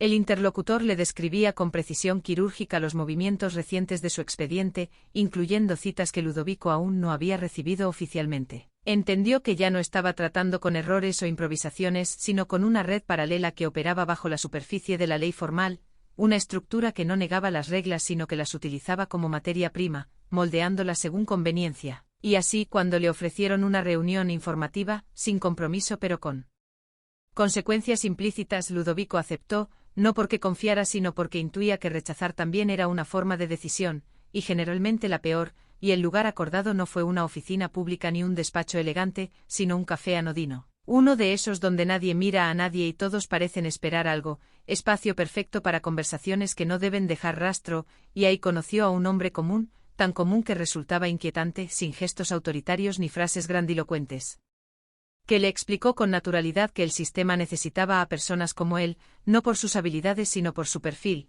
alguien suficientemente involucrado para entender el funcionamiento interno pero lo bastante insignificante para no levantar sospechas. Y mientras Ludovico escuchaba, empezó a darse cuenta de que su proceso no era una excepción sino un método, una forma de detectar, moldear y eventualmente utilizar ciudadanos atrapados en inconsistencias legales, ofreciéndoles salidas condicionadas a cambio de cooperación discreta, cooperación que no siempre implicaba acciones ilegales sino silencios oportunos, validaciones informales y presencias estratégicas, y aunque el hombre nunca lo dijo explícitamente, el mensaje era claro. Resolver su caso dependía de su disposición a convertirse en parte activa del engranaje, y ese ofrecimiento, lejos de sonar criminal, se presentaba como pragmático, casi inevitable, porque el sistema, según él, no se arregla desde afuera, solo se sobrevive desde adentro, y Ludovico, que siempre había creído que su problema era no entender las reglas, empezó a sospechar que el verdadero error había sido creer que existían reglas únicas para todos, y mientras removía su café ya frío, evaluó por primera vez la posibilidad de que su obsesión reciente con documentar todo, con anticipar movimientos y leer entre líneas, no fuera una defensa sino un entrenamiento involuntario, una adaptación natural a un entorno donde la ley no castiga tanto como selecciona, y al salir de esa reunión sin acuerdos firmados pero con una promesa tácita flotando en el aire, Ludovico sintió algo nuevo, no alivio ni miedo, sino una claridad incómoda. La comprensión de que su situación podía empeorar o mejorar no en función de su inocencia sino de su utilidad futura, y esa idea lo acompañó durante días mientras seguía asistiendo a citas oficiales que ahora parecían teatrales, llenas de preguntas redundantes y funcionarios que actuaban como si no supieran nada, confirmando que había capas dentro del proceso, niveles de conocimiento que no se cruzaban, y poco a poco Ludovico empezó a notar cambios sutiles, retrasos inexplicables que antes eran normales ahora se resolvían solos. Documentos extraviados reaparecían completos, citas canceladas sin explicación le devolvían tiempo, señales de que alguien, en algún lugar, estaba interviniendo a su favor sin dejar huella visible.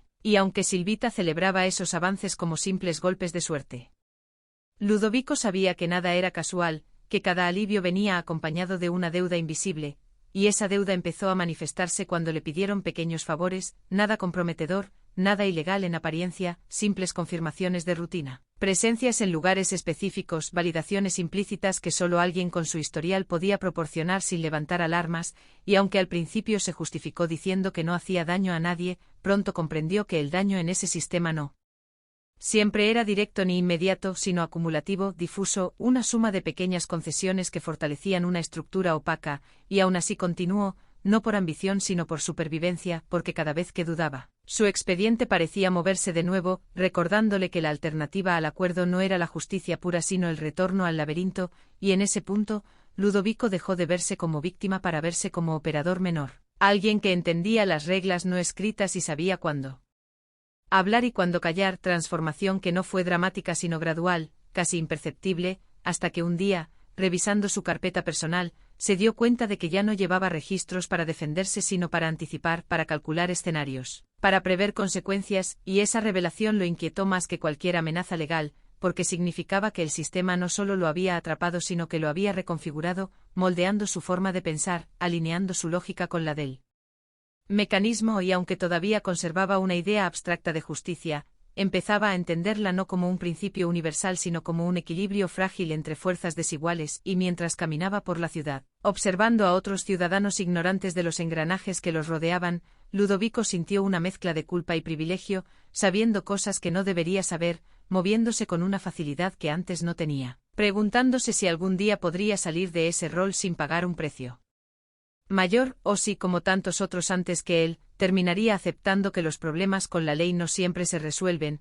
sino que se transforman en una forma de vida, en una relación constante donde uno aprende a negociar su lugar dentro del desorden, y esa noche, al recibir una nueva llamada, esta vez más directa, más exigente, Ludovico entendió que la fase de adaptación había terminado y que lo que venía a continuación ya no sería aprendizaje ni supervivencia, sino decisión, porque el sistema, una vez que te reconoce, siempre espera algo a cambio, y él estaba a punto de descubrir exactamente qué. La tercera llamada no dejó espacio para la ambigüedad ni para la ilusión de que todavía existía una salida limpia, porque esta vez no hubo cortesías ni explicaciones largas. Solo una instrucción concreta envuelta en un tono tranquilo que resultaba más inquietante que cualquier amenaza explícita, y mientras Ludovico escuchaba, comprendió que el sistema había decidido que ya era momento de comprobar si su adaptación era real, o solo una fase pasajera, porque colaborar de manera pasiva era una cosa, pero participar activamente era otra muy distinta, y lo que ahora se le pedía no implicaba cometer un delito visible ni firmar nada comprometedora, sino algo mucho más sutil y por lo tanto más peligroso, estar presente en el momento adecuado, observar, recordar y confirmar posteriormente una versión de los hechos que aún no existía, convirtiéndose así no en autor ni en cómplice tradicional, sino en testigo moldeable, una figura aparentemente neutral cuya sola existencia validaría una secuencia diseñada de antemano, y aunque la instrucción fue presentada como un favor menor, Ludovico entendió de inmediato que aceptar significaba cruzar un umbral invisible, porque una vez que uno acepta ser testigo de una historia construida, deja de ser un individuo para convertirse en una pieza narrativa, y esa noche apenas durmió, no por miedo inmediato sino por una inquietud más profunda, la sensación de que estaba a punto de traicionar algo que no sabía nombrar pero que siempre había considerado propio, quizá una idea ingenua de honestidad o simplemente el derecho a no participar, y mientras daba vueltas en la cama, recordó cada pequeño favor previo, cada silencio oportuno, cada asentimiento automático, entendiendo que nada de eso había sido inocente sino preparación gradual, una pedagogía lenta destinada a normalizar lo anormal, y al amanecer, cuando salió rumbo al lugar indicado, un edificio administrativo de apariencia inofensiva, se dio cuenta de que ya no sentía la ansiedad caótica del principio, sino una calma tensa, casi profesional, como si su mente hubiera aceptado el rol antes que su conciencia, y dentro del edificio todo ocurrió con una precisión desconcertante, encuentros casuales demasiado oportunos, conversaciones aparentemente triviales cargadas de significados implícitos, miradas que se cruzaban sin reconocerse, y Ludovico entendió que lo que se estaba desarrollando no era un evento aislado sino una coreografía ensayada, donde cada participante conocía su marca excepto él, que debía limitarse a observar y registrar mentalmente, y cuando finalmente ocurrió el incidente, algo tan pequeño que en otro contexto habría pasado desapercibido, Ludovico supo que ese era el punto de anclaje de la historia futura, el hecho mínimo alrededor del cual se construiría todo lo demás, y en ese instante sintió una mezcla de vértigo y lucidez, porque comprendió que la verdad no sería negada sino desplazada, empujada suavemente hasta los márgenes mientras otra versión más útil ocupaba el centro, y al retirarse del lugar, sin haber hablado más de lo necesario, fue consciente de que su presencia ya había cumplido su función, que el simple hecho de haber estado allí lo convertía en garantía, y esa certeza lo acompañó durante los días siguientes, mientras esperaba la llamada de confirmación, esa que nunca llega de forma directa sino que se manifiesta a través de pequeñas señales, como una citación cancelada, un documento corregido, un expediente que Deja de moverse, indicios claros de que había cumplido correctamente y aunque parte de él esperaba sentir alivio, lo que experimentó fue algo distinto, una especie de vacío funcional. Como si al haber entregado una parte de su agencia se hubiera vuelto más liviano pero también más hueco, y Silvita, que notaba los cambios sin comprenderlos del todo, le dijo que parecía más tranquilo pero también más distante. Observación que lo golpeó más de lo que admitió porque era verdad, la tranquilidad que sentía no venía de la resolución sino de la integración, de haber sido absorbido por la lógica del sistema, y esa integración se confirmó cuando recibió un mensaje breve, sin firmas ni logotipos, informándole que su situación estaba encaminada, y que pronto podría retomar su vida normal, expresión irónica porque Ludovico ya no estaba seguro de saber qué significaba normal, y en los días siguientes, mientras efectivamente desaparecían las notificaciones, se cerraban los trámites y su nombre dejaba de circular, empezó a sentir una nostalgia extraña por el laberinto, por las salas de espera, por esa tensión constante que ahora, al disiparse, dejaba al descubierto una pregunta incómoda: ¿qué hacer con todo lo aprendido? Con la conciencia adquirida sobre el funcionamiento real de las cosas, y esa pregunta se volvió urgente cuando recibió una última llamada, no una instrucción sino una invitación, una posibilidad de continuar colaborando de manera más estable, no como alguien presionado, sino como alguien confiable, alguien que ya había demostrado entender las reglas no escritas, y frente a esa oferta, Ludovico se enfrentó por primera vez a una decisión genuina, no condicionada por el miedo inmediato sino por una elección de identidad. Aceptar significaba consolidar su lugar dentro del engranaje, rechazar implicaba volver a una vida aparentemente libre pero marcada por el conocimiento, porque una vez que uno ve cómo se fabrican las versiones oficiales, es imposible volver a creer en ellas del todo, y mientras reflexionaba, recordó el momento inicial en que todo parecía un error absurdo, un trámite mal hecho, y le resultó casi cómico pensar que había pasado de víctima confundida a candidato funcional, entendiendo que el sistema no castiga el caos sino que lo recicla, y que su verdadera habilidad no había sido adaptarse sino comprender, leer entre líneas, anticipar silencios, cualidades que ahora tenían valor, y esa revelación, lejos de empoderarlo, lo llenó de una tristeza serena porque comprendió que la frontera entre sobrevivir y colaborar es tan difusa que solo se distingue cuando ya ha sido cruzada, y al final del día, sentado solo, revisando una carpeta que ya no necesitaba pero que no podía tirar, Ludovico aceptó que los problemas con la ley no lo habían destruido ni lo habían salvado, simplemente lo habían transformado, convirtiéndolo en alguien que sabía demasiado para ser inocente y demasiado poco para ser poderoso, alguien situado en ese espacio intermedio donde la mayoría vive sin saberlo, y con esa conciencia, entendió que la verdadera decisión no era aceptar o rechazar futuras llamadas, sino definir hasta dónde estaba dispuesto a dejar que esa lógica guiara su vida. Porque el sistema siempre vuelve a llamar, de una forma u otra, y la única pregunta real es quién eres cuando contestas. La llamada que Ludovico decidió no contestar fue, paradójicamente, la que más consecuencias tuvo, porque en el sistema que ya había aprendido a descifrar, el silencio nunca se interpreta como neutralidad sino como una variable que debe ser corregida, y así, aunque nadie lo presionó de inmediato ni apareció una amenaza directa, empezó a notar cómo pequeñas certezas se deshilachaban, como trámites que ya consideraba cerrados reaparecían en forma de consultas preventivas, como su nombre volvía a circular con discreción, no como problema urgente sino como referencia latente, señal inequívoca de que su margen de maniobra seguía siendo observado, y fue en medio de esa tensión sorda cuando ocurrió algo que no estaba previsto en ningún guión. Ludovico se encontró cara a cara con una de las personas indirectamente afectadas por aquel episodio del edificio administrativo, alguien que no conocía pero que parecía conocerlo, no por nombre sino por función, una mujer cansada, de mirada dura, que lo abordó sin acusarlo directamente, hablándole de retrasos inexplicables, de versiones contradictorias, de decisiones que parecían tomadas antes de que los hechos ocurrieran, y mientras ella hablaba, Ludovico sintió por primera vez el peso humano de lo que hasta entonces había sido una abstracción funcional, porque ya no se trataba de engranajes ni de narrativas oficiales sino de alguien real, con consecuencias reales, atrapada en una lógica que él había ayudado a validar sin comprender del todo a quien dejaba fuera. Y aunque no confesó nada ni podía hacerlo, ese encuentro lo persiguió durante días, erosionando la justificación interna que había construido para sobrevivir. Porque hasta ese momento siempre había pensado que su colaboración era neutra, que no hacía daño directo, pero ahora entendía que la neutralidad es un lujo que solo existe antes de elegir, y esa comprensión lo llevó a revisar mentalmente cada gesto pasado, cada asentimiento, cada presencia estratégica.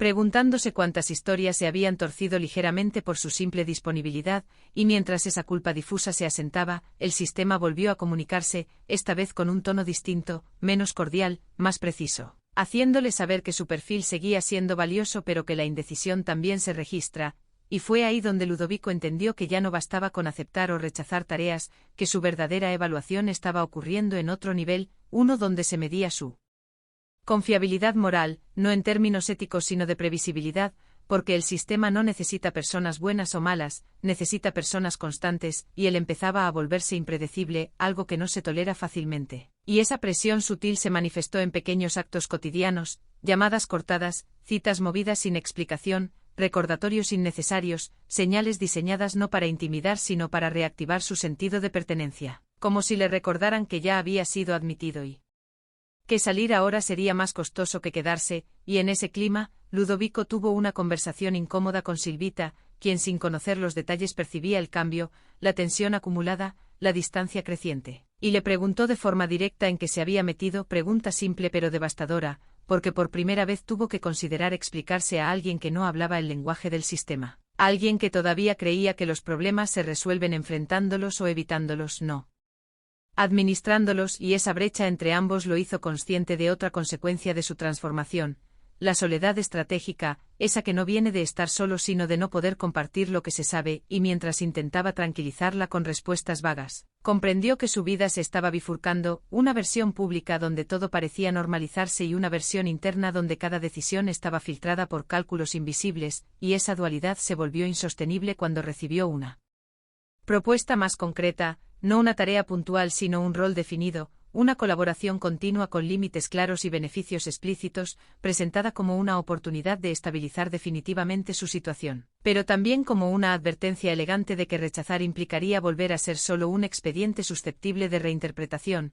y frente a esa oferta, Ludovico se enfrentó a un dilema que ya no era abstracto sino profundamente personal. Aceptar significaba asumir una identidad funcional, reconocerse como parte del mecanismo, renunciar a la ilusión de inocencia residual, mientras que rechazar implicaba abrazar una incertidumbre consciente, vivir sabiendo demasiado sin poder usar ese conocimiento para protegerse, y esa noche, incapaz de dormir, entendió que la verdadera trampa del sistema no es castigar ni corromper, sino ofrecer soluciones razonables a problemas que él mismo crea, empujando a las personas a elegir entre comodidad y coherencia, y al amanecer, mientras observaba la ciudad despertarse como si nada ocurriera, Ludovico comprendió que su historia ya no trataba de problemas con la ley, sino de algo más profundo y más incómodo. El momento exacto en que una persona decide quién es cuando entiende cómo funcionan realmente las cosas, y esa decisión, lo sabía ya, no se toma una sola vez, sino que se renueva cada día, en cada llamada contestada, en cada silencio elegido. Y mientras el teléfono vibraba de nuevo, Ludovico supo que el tiempo de la ambigüedad estaba llegando a su fin, porque el sistema, paciente pero constante, siempre termina exigiendo una definición. La decisión que Ludovico tomó aquella mañana no fue anunciada ni formalizada, no hubo llamada de confirmación ni documento firmado, simplemente dejó de esquivar y empezó a responder, no con entusiasmo ni con obediencia ciega, sino con una presencia calculada que él mismo no sabía que era capaz de sostener. Porque aceptar el rol propuesto no significó entregarse por completo sino aprender a moverse dentro de los márgenes, a ocupar el espacio intermedio entre la colaboración explícita y la resistencia silenciosa, y ese equilibrio precario se convirtió en su nueva rutina, una rutina donde cada gesto era evaluado no por su impacto inmediato sino por su coherencia interna, y mientras el sistema interpretaba su disposición como alineación, Ludovico comenzó a explorar una forma distinta de participación, una que no buscaba sabotear ni obedecer del todo, sino ralentizar, desviar y matizar, entendiendo que en un engranaje complejo incluso una fricción mínima puede alterar el ritmo general, y así, en las primeras semanas de su rol más definido, se dedicó a observar con atención renovada, no solo los procedimientos sino a las personas, aprendiendo a identificar quién seguía instrucciones por miedo, quién por ambición y quién simplemente por inercia. Clasificación silenciosa que le permitió anticipar reacciones y elegir cuándo intervenir y cuándo desaparecer, y fue en uno de esos momentos de aparente normalidad funcional cuando volvió a encontrarse con la mujer que había despertado su incomodidad en la etapa anterior, esta vez no como una figura marginal sino como alguien atrapado en un nuevo proceso que parecía reciclar errores pasados, y al reconocerla, Ludovico sintió el peso de una coincidencia demasiado perfecta para ser casual. Comprendiendo que el sistema no solo reproduce patrones sino que los cruza deliberadamente para medir respuestas, y frente a ella, mantuvo la compostura aprendida, hablando poco, escuchando mucho, evitando confirmar versiones que no habían sido explicitadas, una forma sutil de resistencia que pasó desapercibida para los observadores menos atentos pero que no dejó de ser registrada en alguna capa profunda del mecanismo, y esa resistencia silenciosa empezó a tener efectos secundarios, no visibles de inmediato pero acumulativos. Pequeños retrasos que beneficiaban a algunos sin perjudicar abiertamente a otros, ambigüedades que impedían cierres definitivos y obligaban a revisiones, y aunque Ludovico sabía que ese juego tenía límites, también entendía que el sistema tolera ciertas irregularidades siempre que no alteren el resultado final, y ahí estaba su margen, estrecho pero real, y mientras navegaba esa frontera, empezó a experimentar una transformación distinta a la anterior, ya no una adaptación por miedo sino una agencia cautelosa, una capacidad de elección micro que le devolvía una sensación mínima de dignidad, y sin embargo, esa sensación se vio amenazada cuando detectó señales claras de que alguien más estaba observándolo con atención específica, no como colaborador sino como posible variable problemática, un superior indirecto, invisible hasta entonces, que comenzó a intervenir en los circuitos donde Ludovico operaba, ajustando resultados, corrigiendo desviaciones, recordándole de forma implícita que su margen existía solo porque era tolerado. Y esa presión renovada lo obligó a reevaluar su estrategia, entendiendo que no podía sostener indefinidamente una doble lógica sin llamar la atención. Y fue en ese punto de tensión máxima cuando recibió información no solicitada, un dato aparentemente trivial sobre un caso menor que, al ser cruzado con su experiencia previa, revelaba un patrón más amplio, una operación sistemática que utilizaba procesos administrativos para reordenar responsabilidades sin enfrentar conflictos directos, desplazando consecuencias hacia los márgenes, y esa revelación lo sacudió más que cualquier amenaza, porque por primera vez tuvo una visión parcial pero clara del alcance real del mecanismo, entendiendo que su rol, por pequeño que fuera, contribuía a una arquitectura de poder discreto que afectaba vidas sin necesidad de violencia ni escándalo, solo mediante la gestión del tiempo, la información y el cansancio, y esa comprensión lo colocó frente a una disyuntiva distinta a las anteriores. Ya no se trataba de elegir entre colaborar o resistir, sino de decidir si estaba dispuesto a asumir el costo de interferir de verdad, porque interferir implicaba exponerse, romper la previsibilidad que lo mantenía a salvo, y mientras reflexionaba, volvió a pensar en Silvita, en la distancia que se había instalado entre ellos, en la normalidad aparente que ya no compartían del todo, y entendió que esa normalidad era el precio que muchos pagan por no saber, pero que él ya no podía permitirse ese lujo y así, con una mezcla de temor y determinación, empezó a planear un movimiento mínimo pero significativo, no una denuncia ni una confrontación directa, sino una desviación estratégica que obligaría al sistema a mirarse a sí mismo, a enfrentar una contradicción interna que no pudiera resolverse con los métodos habituales, sabiendo que ese acto no lo convertiría en héroe ni garantizaría justicia, pero sí le permitiría recuperar algo esencial, la capacidad de decir que no había sido solo una pieza pasiva. Y mientras preparaba ese gesto silencioso, consciente de que cada paso podía ser observado, Ludovico aceptó que su historia ya no podía terminar con una simple salida administrativa, porque una vez que se entiende la lógica profunda del poder cotidiano, cualquier intento de volver atrás es una forma de negación, y así, al finalizar esa jornada aparentemente trivial, con el teléfono quieto y la carpeta cerrada, Ludovico supo que había entrado en la fase más peligrosa de todas, no aquella donde la ley persigue, sino aquella donde empieza a defenderse de quienes la comprenden demasiado bien. El movimiento que Ludovico había planeado no ocurrió de manera espectacular ni generó una reacción inmediata, porque en un sistema acostumbrado a procesar sobresaltos, lo verdaderamente peligroso es aquello que parece un error menor, una anomalía estadística, una incoherencia que nadie puede señalar como intencional sin admitir que algo más profundo está fallando, y así, cuando la desviación empezó a desplegarse, lo hizo con la lentitud calculada de una grieta que se abre sin ruido. Primero, como una discrepancia de fechas, luego como una duplicación imposible de responsabilidades, después como una contradicción documental que obligaba a dos instancias a sostener versiones incompatibles sin poder anularse mutuamente. Y Ludovico observó ese proceso con una mezcla de tensión y fascinación, consciente de que cada paso había sido diseñado para no poder rastrearse hasta el de forma directa, pero también sabiendo que el sistema tiene memoria larga y paciencia infinita, y que tarde o temprano alguien intentaría entender de dónde había salido ese desajuste, y durante los primeros días todo pareció seguir igual, llamadas rutinarias, intercambios triviales. Una calma sospechosa que solo confirmaba que el engranaje aún no había detectado el punto exacto de fricción, y fue esa calma la que más lo inquietó, porque Ludovico ya sabía que el sistema nunca reacciona con prisa sino con acumulación, permitiendo que el problema crezca lo suficiente como para justificar una intervención mayor, y mientras tanto empezó a notar cambios en su entorno inmediato, no visibles para cualquiera pero evidentes para alguien entrenado en leer entre líneas. Funcionarios que antes lo saludaban con familiaridad ahora lo trataban con distancia protocolaria. Correos que tardaban más en responderse, reuniones donde su presencia ya no era requerida, señales claras de una reevaluación silenciosa, como si alguien hubiera marcado su perfil para observación pasiva, y esa sensación se confirmó cuando fue convocado a una reunión inesperada, no para resolver nada concreto sino para alinear criterios, expresión que en ese contexto significaba revisar lealtades, y al llegar, se encontró con rostros nuevos, personas que no conocía pero que claramente sabían quién era, individuos que no levantaban la voz ni necesitaban hacerlo,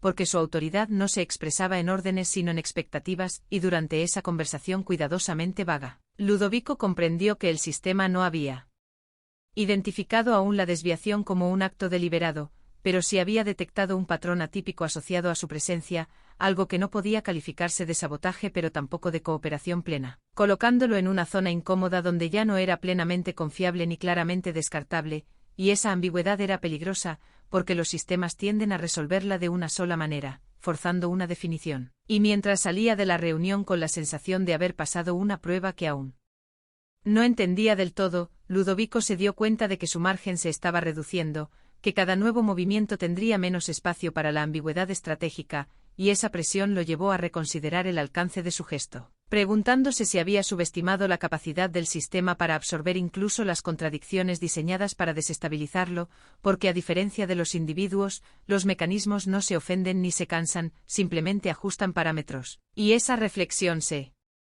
volvió urgente cuando supo, a través de una fuente indirecta, que la mujer que había despertado su conciencia había sido reasignada, no castigada ni absuelta, simplemente desplazada a otra área donde su caso ya no generaría fricción, movimiento limpio, elegante, casi compasivo, que sin embargo confirmaba la eficacia del sistema para neutralizar problemas sin resolverlos, y esa noticia golpeó a Ludovico con una claridad brutal, porque entendió que su desviación no había protegido a nadie de forma duradera, solo había provocado un reacomodo, una redistribución del impacto, y esa comprensión lo obligó a enfrentar una verdad incómoda: el sistema no se combate creando errores, porque se alimenta de ellos, se combate alterando incentivos. Algo mucho más complejo y peligroso, y mientras asimilaba esa idea, recibió un mensaje breve y directo sin rodeos, informándole que su colaboración estaba siendo reevaluada y que en breve se le asignaría una función distinta, ni ascenso ni castigo.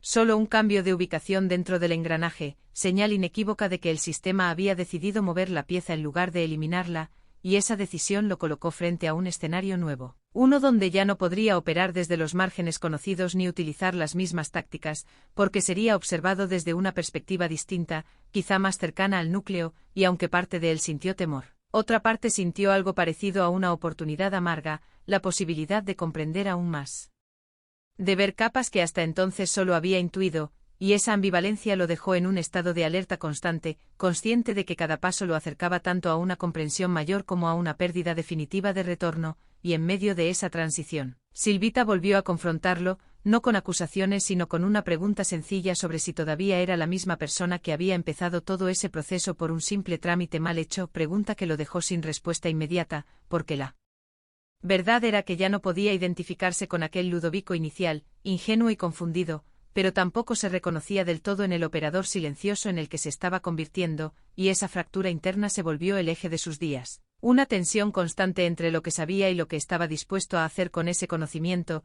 y al final de esa semana, mientras ordenaba documentos que ya no sabía si conservar como prueba o como recuerdo, Ludovico comprendió que el sistema no lo estaba castigando ni premiando, lo estaba moldeando de nuevo, ajustando su forma para ver hasta dónde podía doblarse sin romperse, y esa constatación lo preparó para la siguiente fase, una donde la pregunta ya no sería si podía influir en el mecanismo, sino si estaba dispuesto a aceptar las consecuencias personales de entenderlo hasta el fondo, porque cuanto más cerca se está del núcleo, menos espacio queda para fingir neutralidad, y Ludovico, con una mezcla de lucidez y cansancio, empezó a sospechar que la verdadera prueba apenas estaba comenzando. El traslado de Ludovico no fue anunciado como un ascenso ni como una sanción, simplemente ocurrió, como ocurren las cosas importantes dentro del sistema, mediante un cambio casi imperceptible en la agenda. Una nueva dirección en el correo interno y una reunión de bienvenida tan sobria que parecía diseñada para no dejar huella emocional, y desde el primer día comprendió que había sido movido más cerca del núcleo. No el centro visible donde se toman decisiones públicas, sino ese espacio intermedio donde la información se ordena antes de convertirse en verdad oficial, un lugar donde los datos no se discuten sino que se acomodan, y ahí, rodeado de personas que hablaban poco pero entendían mucho. Ludovico empezó a percibir la lógica completa del mecanismo, no como una conspiración grandiosa sino como una suma de rutinas eficientes, ajustes prácticos y consensos silenciosos, descubriendo que nadie se sentía culpable porque nadie se sentía plenamente responsable, y esa fragmentación moral era precisamente lo que permitía que todo funcionara sin fricciones visibles, y mientras se adaptaba a ese nuevo entorno, observó cómo los casos no se resolvían en función de la justicia ni siquiera de la ley escrita, sino de su capacidad para desaparecer sin generar ruido, entendiendo que el éxito de un expediente no se mide por su verdad sino por su estabilidad, y esa comprensión lo sacudió más de lo esperado, porque ya no se trataba de errores ni de abusos puntuales, sino de un principio operativo asumido por todos como normal, y fue en ese contexto que Ludovico recibió acceso parcial a información sensible, no suficiente para acusar a nadie, pero sí para confirmar que los patrones que había intuido eran reales, que existía una gestión sistemática de conflictos basada en diluir responsabilidades, redistribuir cargas y alargar tiempos hasta que la energía social se agotara, y aunque ese conocimiento no venía acompañado de instrucciones explícitas, sí traía consigo una expectativa implícita. Ahora sabía demasiado para fingir ignorancia, y demasiado poco para cambiar las cosas sin exponerse, colocándolo en una posición delicada donde cada gesto era observado con atención renovada. Y esa presión se intensificó cuando fue asignado a revisar un caso que guardaba similitudes inquietantes con el suyo inicial, un ciudadano común atrapado en una red de inconsistencias menores que acumuladas, lo habían convertido en una anomalía funcional. Y al ver reflejada su propia historia en ese expediente, Ludovico sintió una incomodidad profunda, porque por primera vez estaba del otro lado del proceso, no como víctima ni como operador marginal, sino como alguien con capacidad real de influir en el resultado. Y esa capacidad lo enfrentó a una pregunta que había evitado hasta entonces: ¿qué haría ahora que podía intervenir de forma directa? Y mientras analizaba el caso, descubrió que bastaban dos decisiones técnicas perfectamente justificables para cerrar el expediente sin consecuencias graves para el involucrado, decisiones que no violaban ninguna norma pero que requerían voluntad,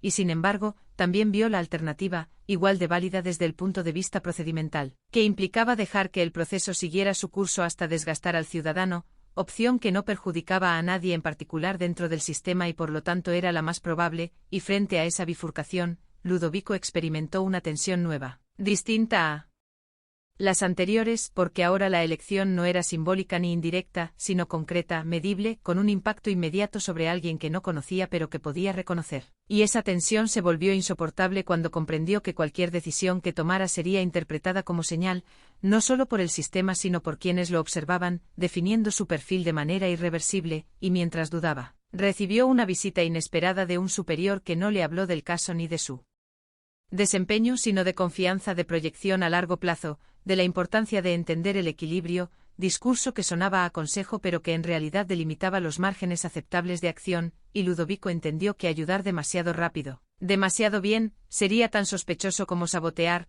porque el sistema tolera excepciones solo cuando no crean precedentes, y esa revelación lo colocó ante la forma más sofisticada de control, la que no prohíbe, sino que condiciona el significado de cada gesto. Y aún así, esa misma noche, revisando el expediente en silencio, Ludovico tomó una decisión mínima, casi invisible, una interpretación favorable de un punto ambiguo que no garantizaba la absolución inmediata pero sí detenía la espiral. Gesto pequeño pero suficiente para alterar el curso previsto, y al hacerlo, sintió una mezcla de alivio y temor, consciente de que había cruzado otra línea, no la del desafío abierto sino la de la discreción ética, esa que solo es visible para quien la ejerce y para quien sabe buscarla, y los efectos no tardaron en manifestarse, no en forma de sanción directa sino de observación intensificada, preguntas veladas, revisiones cruzadas, señales claras de que su acción había sido detectada aunque no pudiera ser cuestionada formalmente, confirmando que el sistema veía, registraba y memorizaba incluso los actos más sutiles, y esa noche, al volver a casa, Ludovico habló con Silvita con una honestidad parcial pero sincera, no entrando en detalles Pero admitiendo que estaba en un lugar donde cada decisión tenía peso, confesión que no resolvió la distancia entre ambos pero la hizo visible, y mientras ella le preguntaba si valía la pena, Ludovico se dio cuenta de que esa era la pregunta equivocada. Porque ya no se trataba de beneficio ni de costo, sino de identidad, de quien estaba dispuesto a ser ahora que entendía las reglas reales del juego, y al acostarse, con la mente aún activa, comprendió que había llegado al punto más peligroso de todo el proceso, no aquel donde la ley amenaza, ni siquiera donde el sistema absorbe, sino aquel donde ofrece poder limitado, suficiente para hacer el bien en pequeñas dosis, pero también suficiente para justificar quedarse, y Ludovico, atrapado en ese umbral, supo que las próximas decisiones no solo definirían su destino dentro del sistema, sino la historia que se contaría a sí mismo para poder seguir viviendo con lo que sabía. La reacción no llegó como Ludovico la había imaginado. No hubo llamadas urgentes ni advertencias explícitas, tampoco cambios drásticos en su rutina diaria, sino algo mucho más inquietante, una normalidad excesivamente pulida. Como si el sistema hubiera decidido responder a su pequeño gesto no con castigo, sino con absorción estratégica, y esa normalidad comenzó a manifestarse en detalles casi imperceptibles, como la redistribución de tareas, la eliminación gradual de su acceso a ciertos informes secundarios que antes manejaba sin problema, y la aparición constante de nuevas capas de intermediación entre él y las decisiones finales, ajustes tan sutiles que podrían justificarse como optimización administrativa, pero que en conjunto formaban un patrón claro de contención, un modo elegante de reducir su margen de acción sin desacreditarlo ni confrontarlo, y Ludovico entendió que esa era la forma más sofisticada de neutralización, no expulsar, no amenazar, sino envolver al individuo hasta que su capacidad de interferir se diluye por completo, y mientras intentaba adaptarse a ese nuevo estado de vigilancia blanda, empezó a notar que su nombre circulaba en conversaciones indirectas, nunca mencionado de forma directa, pero siempre presente como referencia implícita, como ejemplo de alguien prometedor que debía aprender a moverse con mayor sensibilidad institucional, y ese lenguaje, cuidadosamente ambiguo, le reveló que ya había sido clasificado, no como enemigo ni como aliado pleno, sino como una variable a estabilizar, alguien que aún podía ser útil si se mantenía dentro de ciertos límites, y esa clasificación lo inquietó más que cualquier amenaza abierta, porque implicaba que el sistema no solo reaccionaba, sino que anticipaba ajustando su comportamiento para moldear el suyo, y fue en ese contexto que recibió una invitación inesperada a participar en un comité temporal de evaluación normativa, una instancia supuestamente técnica, sin poder decisorio directo pero con acceso privilegiado a discusiones estratégicas, invitación que en apariencia era un reconocimiento, pero que Ludovico entendió como una prueba, una oportunidad para observar cómo respondía cuando se le ofrecía cercanía al núcleo bajo condiciones estrictamente controladas, y aceptó, consciente de que rechazar habría sido interpretado como resistencia. Y dentro de ese comité descubrió algo aún más perturbador que lo anterior, la completa naturalización del lenguaje jurídico como herramienta narrativa no para describir hechos, sino para producir versiones aceptables de la realidad, donde los conceptos de responsabilidad, intención y daño eran moldeables según la necesidad del contexto, y Ludovico se dio cuenta de que allí no se mentía. Simplemente se elegía cuidadosamente qué aspectos de la verdad merecían existir oficialmente, y esa selección no era arbitraria, sino funcional, orientada a preservar la estabilidad general por encima de cualquier caso individual, lógica que todos parecían aceptar como madura y razonable, y mientras escuchaba esas discusiones, Ludovico empezó a sentir una disociación interna creciente, porque por un lado comprendía la eficiencia del sistema, su coherencia interna, su capacidad para evitar el caos, pero por otro lado no podía ignorar el costo humano que implicaba, un costo que no aparecía en ningún informe porque había sido externalizado hacia quienes no tenían voz ni permanencia. Y esa tensión se volvió personal cuando uno de los casos debatidos presentó coincidencias alarmantes con la situación del ciudadano al que había ayudado discretamente, y Ludovico reconoció los mismos patrones de dilación, las mismas justificaciones formales, solo que ahora observadas desde una distancia analítica, lo que le permitió ver con claridad que su intervención anterior no había sido una excepción aislada, sino una anomalía que el sistema estaba decidido a corregir mediante aprendizaje adaptativo. Y esa comprensión lo colocó frente a una verdad incómoda. El sistema no castiga los errores, aprende de ellos, y en ese aprendizaje, las desviaciones éticas se convierten en datos útiles para reforzar el control, y mientras procesaba esa idea, Ludovico comenzó a notar cambios en su vida fuera del trabajo, pequeños inconvenientes administrativos, retrasos inexplicables en trámites simples, solicitudes de documentación adicional para asuntos que antes se resolvían con facilidad, señales claras de que la red no se limitaba al espacio laboral, sino que se extendía como una atmósfera constante que podía densificarse cuando fuera necesario,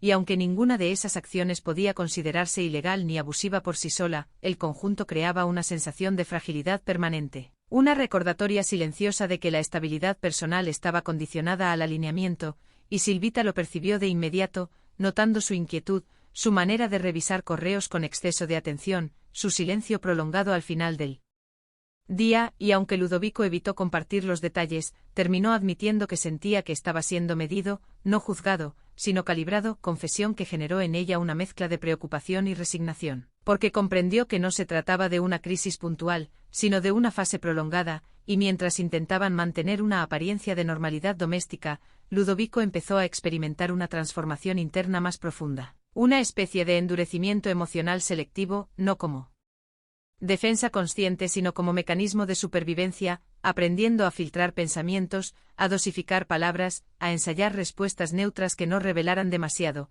y ese entrenamiento constante lo fue alejando de la espontaneidad, de esa ligereza que había caracterizado sus primeros pasos dentro del sistema, y al mismo tiempo, empezó a reconocer ese mismo endurecimiento en otros miembros del comité, personas que probablemente habían pasado por procesos similares. Y esa identificación silenciosa lo inquietó aún más, porque significaba que no estaba solo, pero tampoco había salida clara, solo distintos grados de adaptación, y fue entonces cuando ocurrió el evento que marcaría un punto de inflexión. La notificación de que el caso del ciudadano que había intervenido sería reabierto bajo una nueva tipificación, perfectamente legal, pero diseñada para devolverlo al circuito, movimiento que no podía atribuirse a una represalia directa, pero que funcionaba como una corrección estructural, anulando en la práctica el efecto de su decisión previa, y al recibir esa noticia, Ludovico sintió una mezcla de rabia contenida y lucidez amarga, entendiendo que el sistema no había olvidado. Solo había esperado el momento adecuado para reafirmar su lógica, y en ese instante comprendió que su dilema ya no era si podía hacer pequeñas correcciones internas, sino si estaba dispuesto a vivir dentro de un entorno que neutralizaba sistemáticamente cualquier gesto que no se alineara con su inercia, y esa comprensión lo llevó a una conclusión inquietante: el verdadero poder del sistema no residía en su capacidad para imponer, sino en su habilidad para cansar, para desgastar lentamente cualquier impulso disidente hasta que se vuelva irrelevante o funcional, y esa noche, mirando el expediente reabierto, Ludovico no tomó ninguna decisión inmediata, pero supo que había llegado al límite de la ambigüedad confortable, que pronto tendría que elegir entre profundizar su adaptación o asumir un riesgo mayor, uno que ya no podría ocultarse bajo tecnicismos, y mientras cerraba el archivo, con la sensación de estar observando su propio reflejo en ese proceso interminable, comprendió que el siguiente paso no sería silencioso, y que cualquier movimiento futuro tendría consecuencias que ya no podrían disolverse con el tiempo.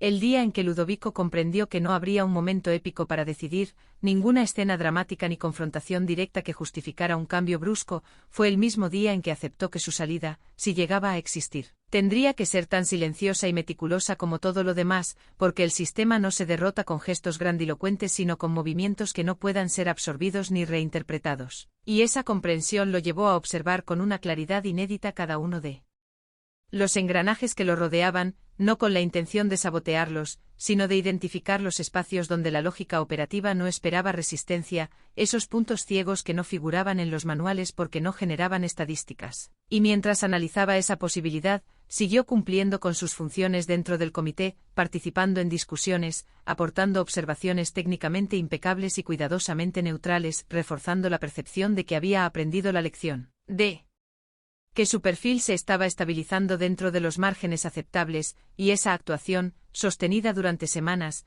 logró el efecto esperado, una relajación progresiva de la atención sobre él, una redistribución de prioridades que lo devolvió a un estado de visibilidad controlada, suficiente para trabajar pero no para incomodar, y fue precisamente en ese espacio intermedio donde Ludovico comenzó a preparar su movimiento final, no como una huida impulsiva, sino como una reconfiguración personal que el sistema no pudiera clasificar fácilmente como amenaza ni como fracaso, y esa preparación implicó primero una decisión íntima, silenciosa, compartida solo con Silvita en una conversación nocturna donde no hubo dramatismo ni promesas heroicas, solo la aceptación mutua de que seguir igual ya no era una opción sostenible, y que cualquier cambio implicaría pérdida de certezas, y Silvita, lejos de exigir explicaciones completas, entendió que esa vez Ludovico no buscaba aprobación sino acompañamiento y ese apoyo tácito se convirtió en el ancla emocional que necesitaba para avanzar, y en el plano profesional, Ludovico empezó a documentar meticulosamente sus procesos, no con fines acusatorios, sino para crear una narrativa técnica impecable que justificara una transición lateral,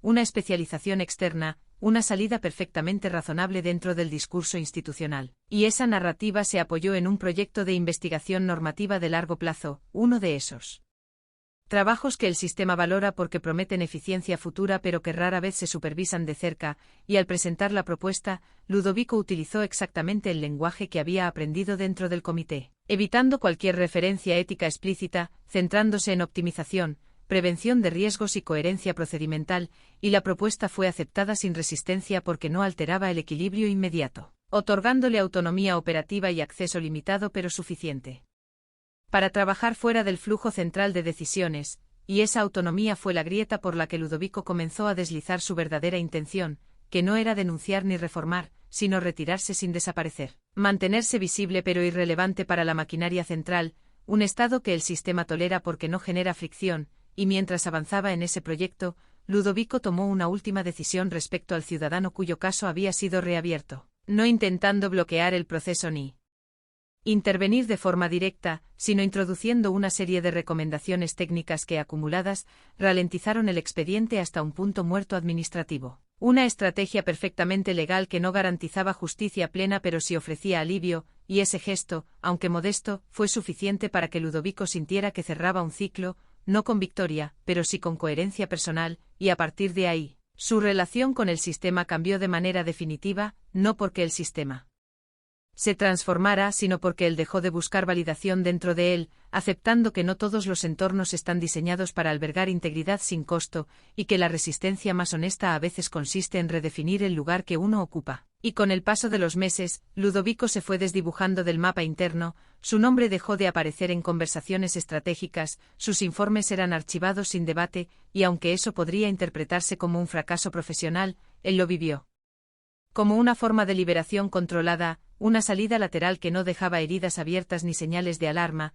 y en su vida personal, esa transición se tradujo en una recuperación gradual de la espontaneidad perdida, conversaciones más largas con Silvita, silencios menos cargados, una sensación de tiempo propio que no estaba constantemente mediada por la anticipación del conflicto, y aunque nunca volvió a ser completamente ajeno al sistema, porque nadie que haya estado tan cerca lo es de él. Todo aprendió a convivir con esa sombra sin permitir que definiera cada aspecto de su identidad, y al mirar hacia atrás, Ludovico comprendió que el verdadero aprendizaje no había sido jurídico ni administrativo, sino existencial, la certeza de que la ley, como cualquier estructura humana, es un reflejo imperfecto de quienes la sostienen, y que esperar pureza absoluta dentro de ella es tan ingenuo como rendirse por completo a su inercia, y esa comprensión no le trajo paz inmediata, pero sí una lucidez serena, una aceptación madura de los límites y posibilidades reales, y así, sin discursos finales ni confesiones públicas, Ludovico cerró su ciclo dentro del conflicto, no como un héroe ni como una víctima, sino como alguien que entendió a tiempo que la verdadera elección no siempre está entre obedecer o rebelarse, sino entre permanecer o redefinirse, y esa elección, silenciosa pero firme, fue la única que el sistema no pudo absorber del todo.